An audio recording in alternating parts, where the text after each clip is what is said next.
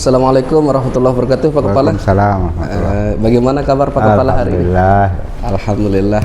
Jadi Tiang atas nama Zainul Hamdi, CGP Angkatan 10 nanti akan sedikit mewawancarai Pak Kepala nih tentang bagaimana keputusan Pak Kepala tentang keputusan yang bertanggung jawab sebagai pimpinan Pak Kepala. Yang pertama, kira-kira selama ini bagaimana Bapak Kepala dapat mengidentifikasi kasus-kasus yang merupakan salah satu dilema etika atau bujukan moral, Pak Kepala?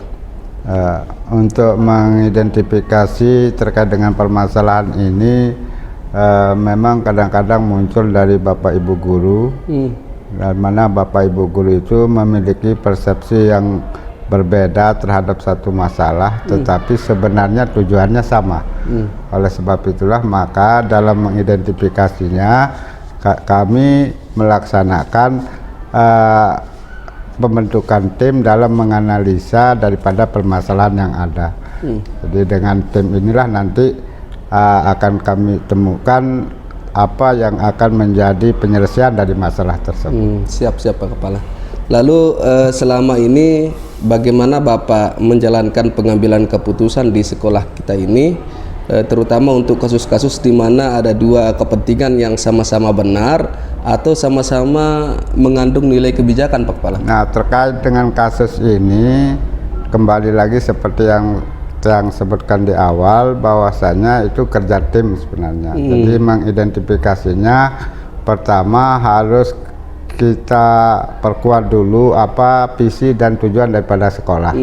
Inilah yang harus dipahami oleh tim dalam menganalisa permasalahan yang ada. Kemudian setelah itu kami melaksanakan kolaborasi dengan Bapak Ibu, terutama yang masuk di dalam tim, sesuai dengan tupoksinya dalam mengatasi masalah tertentu. Apakah itu masalah kesesuaian, tentu akan melakukan identifikasi dengan tim kesesuaian. Kalau itu masalah kurikulum, akan mengidentifikasinya dengan tim kurikulum. Nggih, Bapak.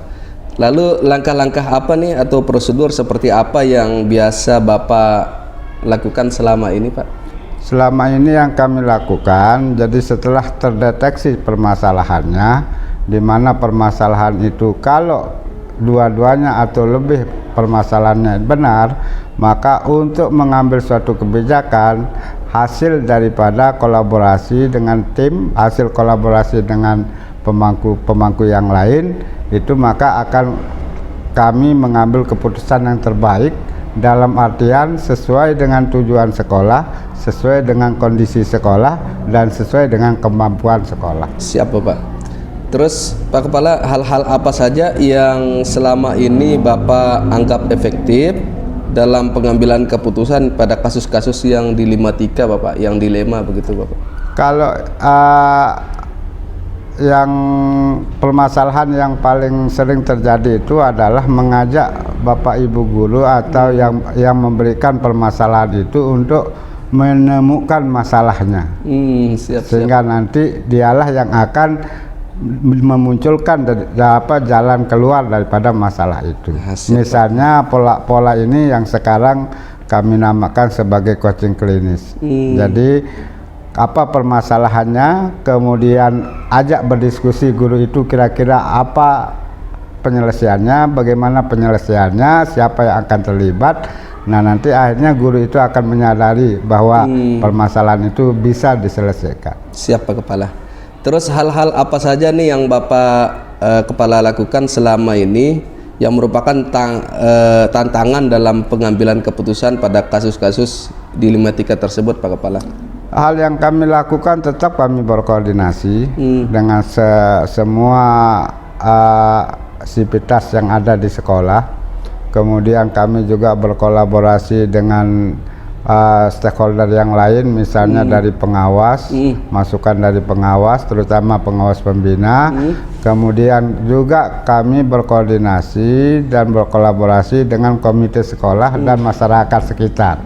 Kira-kira apa maunya masyarakat itu, kemudian bagaimana caranya untuk mencapai kemauan itu, dan langkah apa nanti yang akan kami lakukan di sekolah itu. Oke, siap Pak Kepala.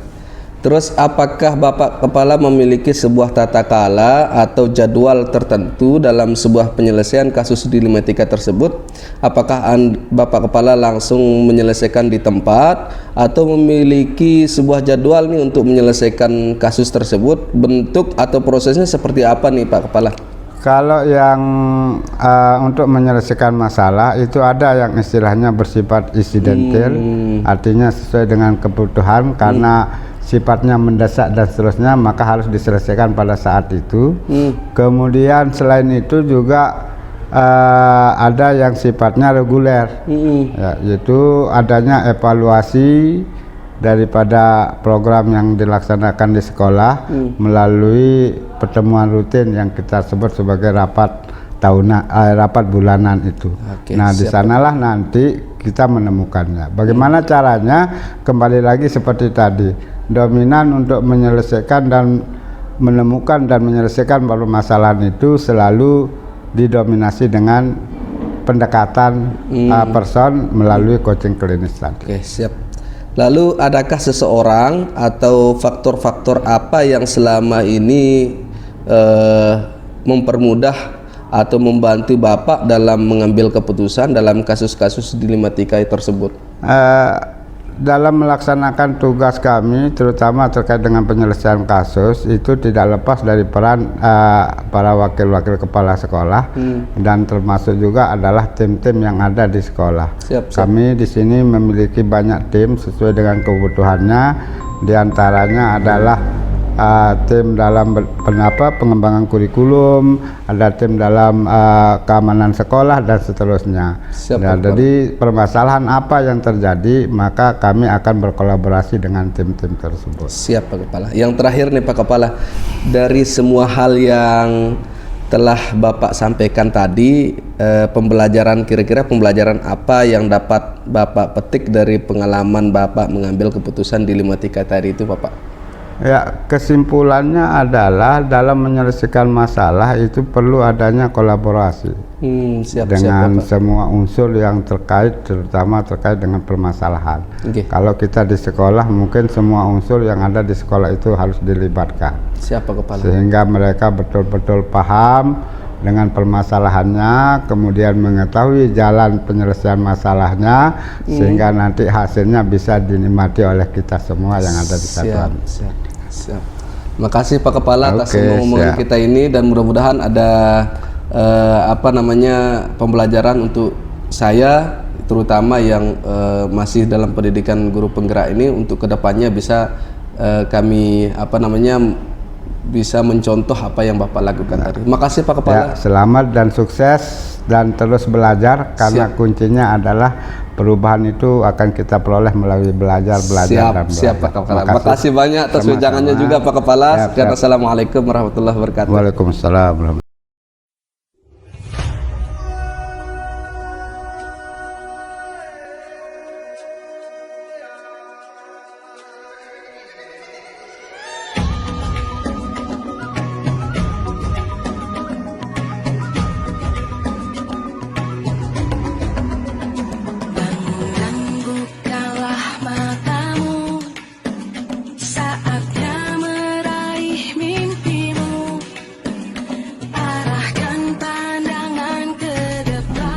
Assalamualaikum warahmatullahi wabarakatuh. Assalamualaikum warahmatullahi wabarakatuh. Bu Kepala, gimana kabar Bu Kepala hari ini? Alhamdulillah sehat. Alhamdulillah, luar biasa. Terima kasih atas waktunya nih ngomong.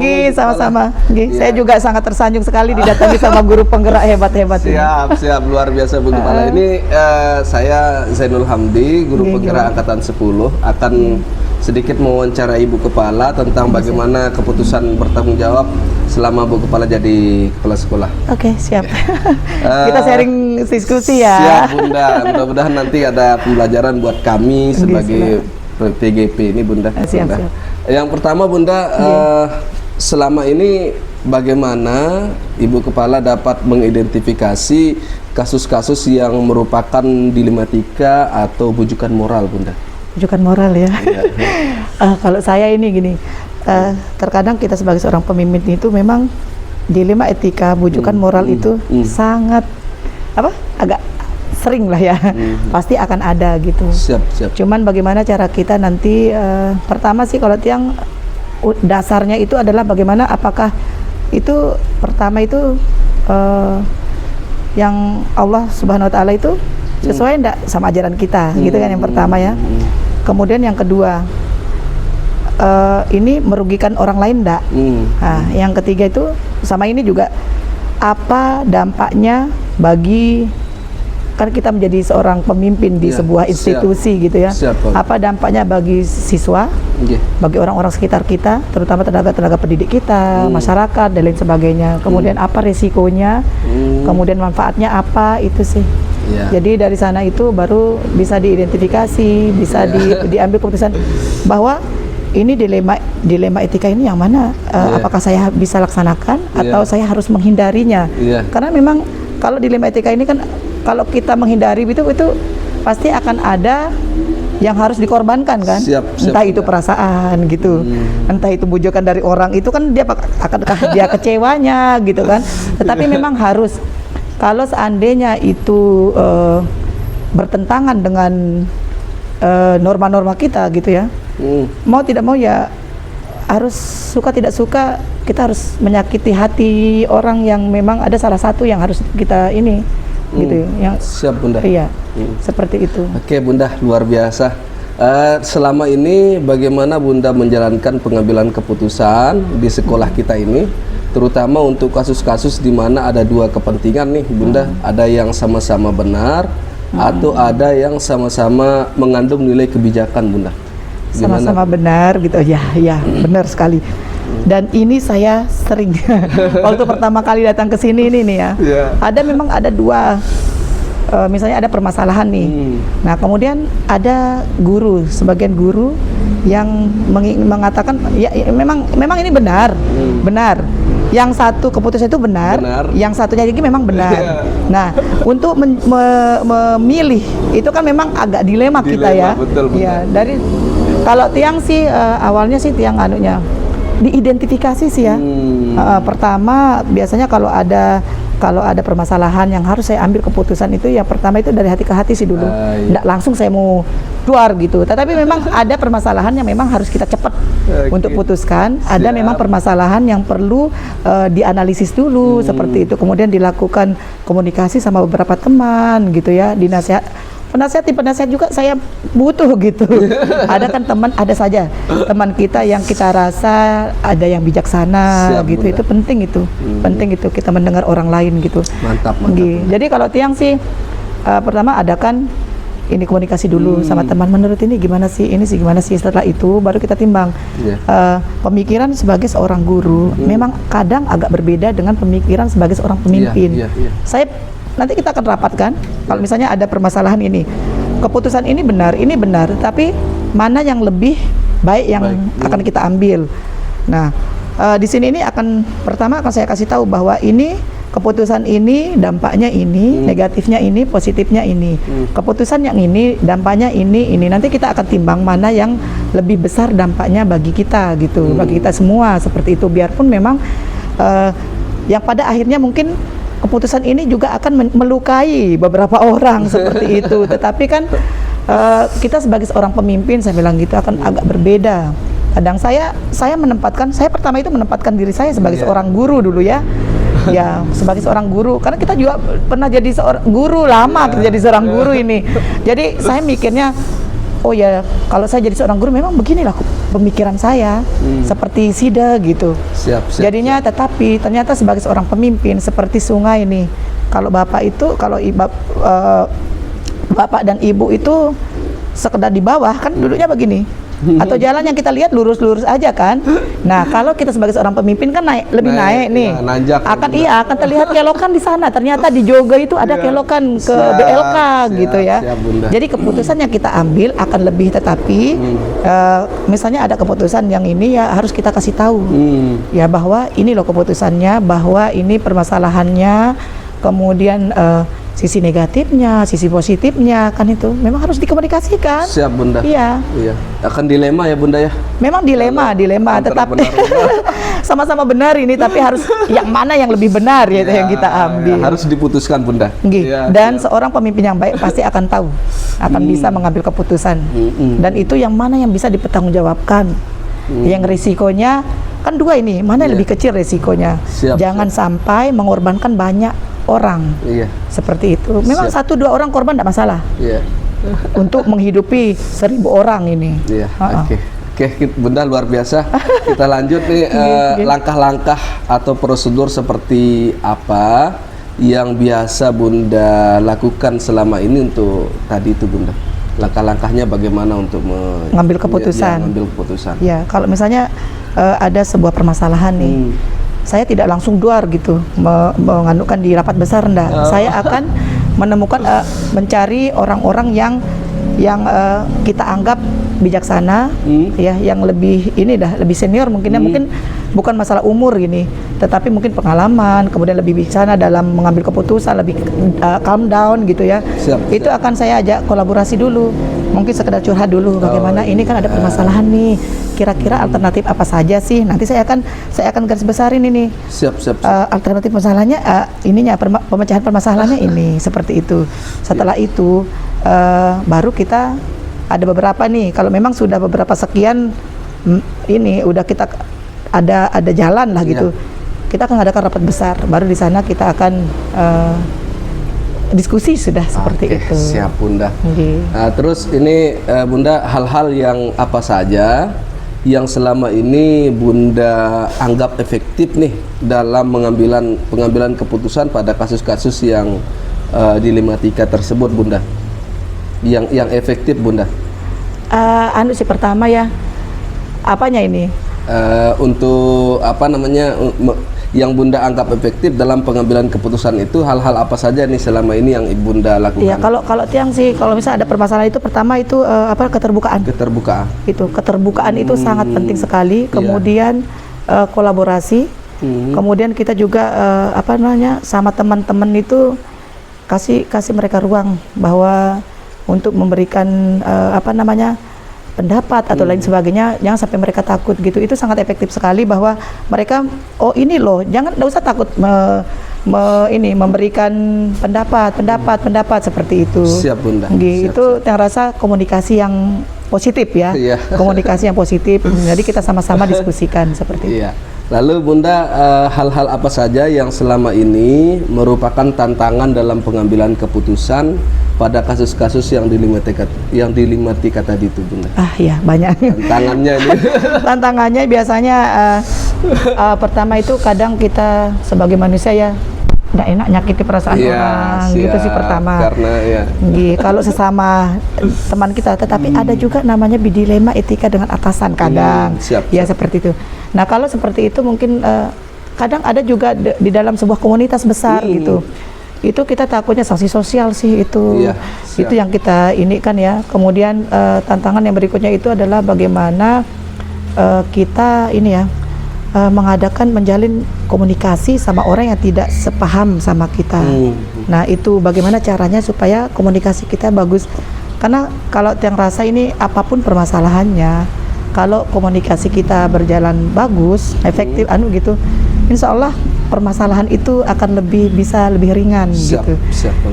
Seandainya itu mengecewakan orang tapi tidak akan terlalu menyakiti. Iya. Ya dilema banget dah pokoknya. Iya, luar biasa. Dan kita memang menghadapi itu. Iya. Ya Bunda, apakah Bunda memiliki sebuah tata kala atau jadwal tertentu dalam sebuah penyelesaian kasus tersebut? Apakah ada Bunda langsung menyelesaikan di tempat, ataukah memiliki sebuah jadwal ini nanti untuk Bunda menyelesaikannya di waktu mendatang atau bagaimana? Bentuk apa dan prosedurnya bagaimana Bunda? Nah, seperti yang bilang tadi itu tergantung permasalahannya seperti apa. Terkadang ada namanya permasalahan yang memang urgent, yang harus diambil keputusan secepatnya. Ya, dan itu harus memerlukan keberanian yang sangat luar biasa gitu. Memang ada hal gitu ya. kita ada hal tempat kita tegas bahwa ini harus cepat. Nah, setelah kalau ada juga yang memang menengah yang masih bisa kita komunikasikan seperti itu, biasanya kita memiliki prosedur Bapak. Seperti itu juga yang tadi itu komunikasi dulu sama teman. Setelah itu mungkin hari besok berikutnya kita akan jadwalkan untuk rapat gitu ya. Kadang juga permasalahan itu tidak sampai di rapat itu selesai. Nah nanti kita akan jadwalkan lagi, kita analisis lagi, kita akan mencoba melihat lingkungan sekitar, kemudian berkomunikasi dengan lingkungan sekitar kita, kemudian ya kadang orang senior di luar kita juga perlu kita minta pendapat gitu. Terkadang gitu kan, kadang telepon teman, saya ini ada permasalahan ini, kira-kira apa ya, kayak gitu kan. Pengambil keputusan, kemudian nanti akan dibicarakan lagi seperti itu. Jadi tergantung ini ya. Tergantung sikon ya Bunda ya. Situasi. Terus Bunda, adakah seseorang atau faktor-faktor apa yang selama ini faktor-faktor apa yang selama ini mempermudah atau membantu Bunda dalam pengambilan keputusan dalam kasus-kasus dilematika tersebut, Bunda? Yang mempermudah faktor-faktor komunikasi sih ya. Komunikasi. Kan saya sekali sama kolaborasi komunikasi ini Bapak, karena memang itu pengambilan keputusan itu memang kita harus ada teman kita. Siap. Terkadang ya memang harus perlu. Makanya saya bilang benar juga ini, raja itu harus perlu gitu ya. Menteri yang menasehati seperti itu. Siap Bunda. Itu sangat penting sekali itu. Kolaborasi ya Bunda ya. Kolaborasi, komunikasi. Siap. Itu. Ya, yang terakhir nih Bunda, dari pembicaraan kita, dari semua hal yang Bunda sampaikan tadi, kira-kira pembelajaran apa yang dapat Bunda petik nih dari pengalaman Bunda mengambil keputusan yang dilematika tadi, Bunda? Ya, pengalaman saya petik itu pertama, menjadi seorang pemimpin itu bukan segala-galanya, tetapi kita butuh pendapat-pendapat orang. Karena di saat kita menjadi seorang pemimpin, salah mengambil keputusan, maka akan efeknya itu akan banyak. Jadi tidak sembarangan menjadi seorang pemimpin. Siap. Mengambil keputusan juga tidak sembarangan, tetapi ada kalanya memang kita harus berani. Dan memang pemimpin itu harus berani untuk mengambil sebuah keputusan seperti itu. Dengan risiko yang harus kita tanggung. Seperti itu. Tapi usahakan meminimalisir risiko itu. Itu sih intinya. Maksudnya bagaimana caranya supaya risiko itu bisa kurang gitu ya, dari keputusan-keputusan yang kita ambil itu. Yang kedua, tetap ini integritas. Integritas ya. Siap. Dilema etika, dilema apapun namanya itu, jangan pernah kita lupakan bahwa Allah itu ada, gitu. Itu yang penting. Kemudian kepentingan pribadi itu nomor 2. Siap Bunda. Itu yang intinya gitu ya. Kepentingan kita bersama itu di atas segalanya gitu. Siap Bunda. Luar biasa Bunda. Dari omongan kita ini saya agak semakin luas lagi ilmu pengetahuan yang saya tangkap, dan mudah-mudahan nanti bisa bermanfaat untuk di kemudian harinya Bunda. Amin. Ketika kami ya mudah-mudahan ketika jadi pemimpin bisa jadi seperti Bunda, memutuskan apa yang insyaallah mudah lebih baik lagi. Amin Bunda. Oke dah, kalau begitu sampai di sini Bunda percakapan kita. Jazakallah khair Bunda. Mudah-mudahan Bunda sehat. Amin. Dan sekolah kita ini mudah-mudahan jaya selalu Bunda. Amin. Assalamualaikum warahmatullahi wabarakatuh.